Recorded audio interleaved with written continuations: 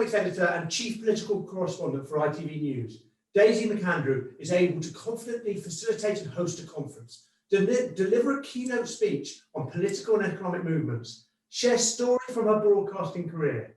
And today she's going to share with us her wealth of knowledge to teach us how to get your audience on side from the first minute. Welcome, Daisy. Thank you so much. I feel quite scared going after Nigel. So Daisy, we just listened to Nigel talking about, I suppose from your perspective, and you've interviewed the great and good as a facilitator, both live and on television.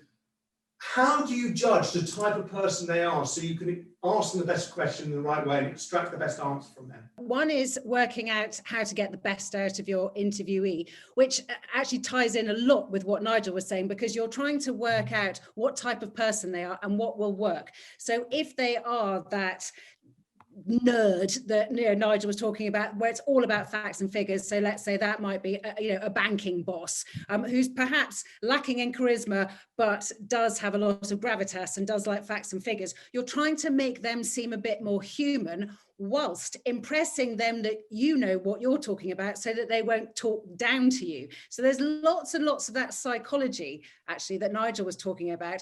And again, if it's somebody who's lacking in confidence but you know they've got it in them, then you're kind of doing the opposite. You definitely don't want to patronize them because you'll frighten them, you'll unnerve them. So again, you're trying to G them up. A lot of it is like being a good parent or a good teacher, really. It's trying to get the best out of the different personalities you're presented with.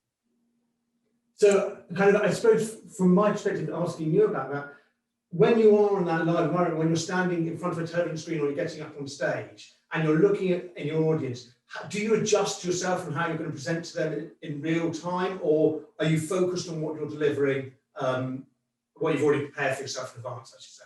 So there are two things. One is to read the room, obviously, which is very, very difficult. It's impossible on this format, on a Zoom format. But, hopefully when we do get back to as things used to be, there is a reading the room, and an audience, again, of stockbrokers is going to be very different to an audience, as I did recently, the association of plumbers and engineers. And they will be very different because and their attention spans will be very different, and what they want is very different. So you do kind of have to go try to pitch yourself so that you're representing them. And that's the other bit. You're trying to put yourself forward, but fundamentally you're trying to represent them. So trying to work out what they would be interested in and trying to get that out of the people you're talking to.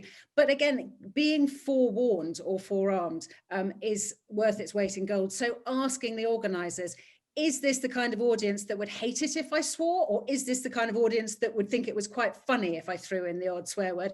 Is this the kind of audience that likes casual, colloquial presentation? Or is this, I did a Saudi bank the other day. You are not going to be swearing or being casual or colloquial with that audience. So again, just tailor making. And I always ask the question of organisers, is there an elephant in the room that I might not be aware of?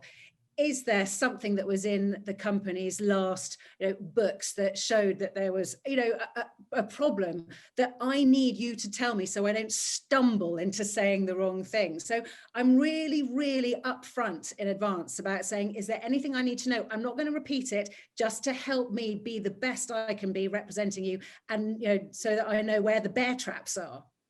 And do you kind of, and you talk about reading the room, and you talk about preparation in advance in terms of speaking to the organizer. When you've done television interviews or kind of in terms of actually understanding the person you're speaking with, although you might be pre-warned or pre-armed about who they are there tricks that you can pick up immediately from those few people, or is there one person in a conference you're focused on to gauge their reaction as you start that speech or that presentation?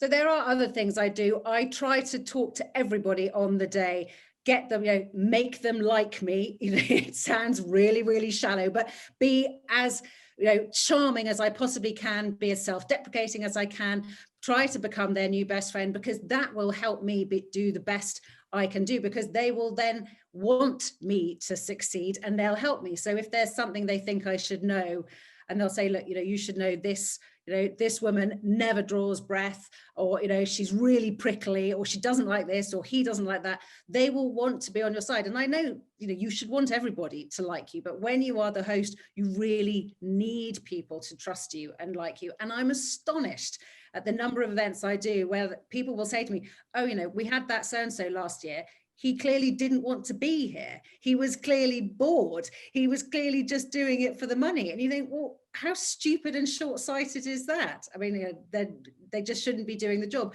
You need to show you're enjoying it. You need to show that you care, and you need to show that you've done your homework.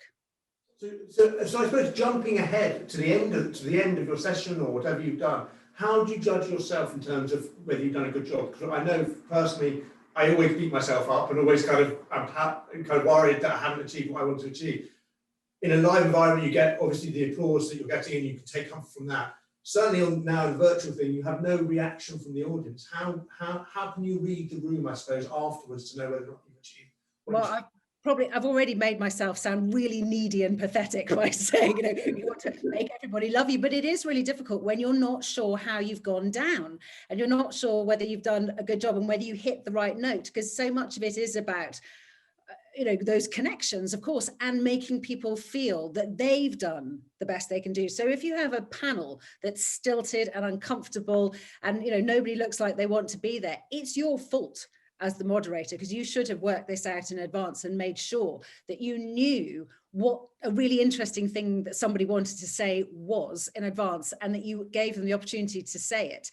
And again, understanding that different personalities, some people will just talk over other people will wait to be invited, and that's not fair. You have to be the adjudicator, making sure everybody gets an equal opportunity to shine. But again, on these events, there are really interesting sort of tricks that I've learned, like the opening is the worst on these events, because you're kind of going, hello, anybody out there? You know, and you can't see the whites of anybody's eyes. And that's something that actually I've learned now. You need to practice.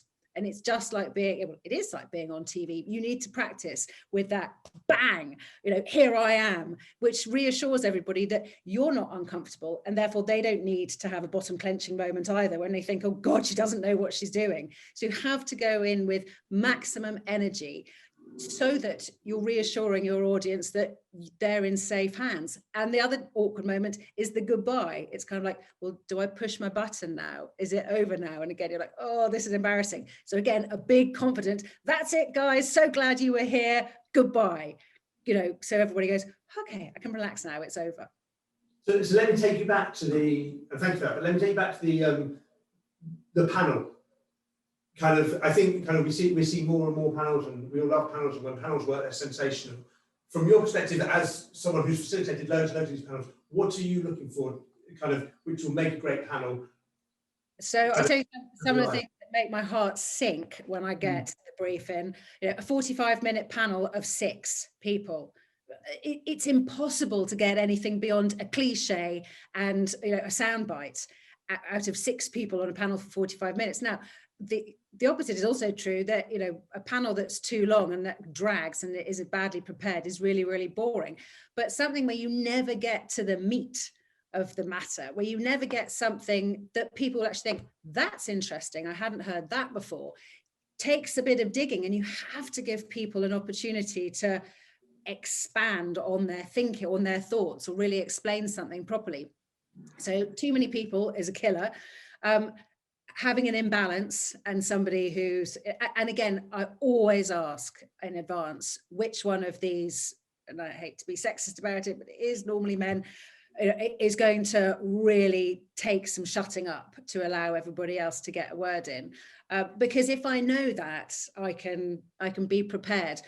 And also, again, on Zoom, it's different. I'm very, very, I watch people very carefully to see their reaction to what somebody else is saying, because if they're nodding vigorously, it almost certainly means they've got something interesting to say. And if they're polite, they won't want to interrupt. So I will say, you know, Joe, you were nodding. And so often that's all it takes, just the name, and something interesting will come out. So it's listening and thinking, and not sticking.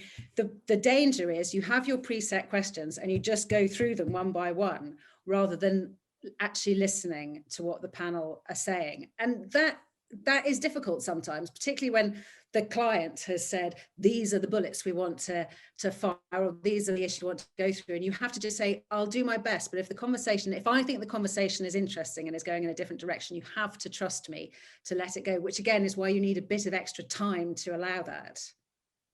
So one last question, and this now from the perspective of one of the panelists who's being hosted by you, and it's something we spoke about when I interviewed you for the book. In terms of their big payoff moment, in terms of the big kind of the thing they really want to speak about, is it something you should hold back and like kind of have the grand finale, or is it something you should get out up front in order to kind of capture the audience's attention? It depends how good your timing are. The worst thing in the world, and this I think is more relevant now than ever before, when we're doing events online and remotely, because the danger, if you don't come out with your big guns at the beginning, there's a danger you'll never get there. There's a danger, unless your speech is completely planned and timed to perfection and you're not going to get muted at the last minute, there's a danger you'll never get your big thought out there, which obviously I think is, would be a tragedy. And I've seen that happen to lots of people who just get carried away on all their mini thoughts and never get to the big one, because I've had to shut them up, because I am a real stickler for time. I think it's incredibly rude for people to go over their allotted time because it messes up the day for everybody else. So I will stop people as politely as I can. So, I mean, I would say come out with the big thought at the beginning and then say it again at the end. If it's that good, it's worth saying twice. And that finishing on a crescendo is really important. It's kind of what I was saying earlier, that thought of when you're in the real world, the audience needs to be told when to clap. They want to be polite, they want to clap you, but if you kind of go, and that's all I've got time for, they don't know that you're saying, please clap me now. You have to end on a punch to allow the audience to do the right thing and be polite.